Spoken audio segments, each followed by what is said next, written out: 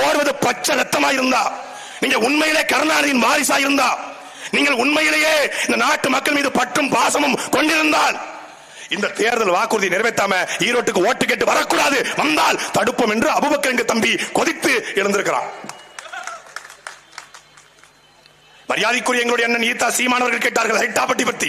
மரியாதைக்குரிய தமிழ்நாட்டுடைய முதலமைச்சர், நான் பெரிதும் மதிக்கக்கூடிய நேசிக்கக்கூடிய எங்களுடைய ஐயா முதலமைச்சர் ஐயா ஸ்டாலின் கேட்கிறோம், அரிட்டாப்பட்டி டங்ஸ்டன் சுரங்கத்தை தடுத்தது நான் தான். இந்த பாஸ் என்கிற பாஸ்கரம் படத்துல ஸ்டேட் பேங்க்ல வந்து சந்தானத்துடைய மாமா மேனேஜர் இருப்பாரு, அவருக்கு பாராட்டு நடத்துவாங்க.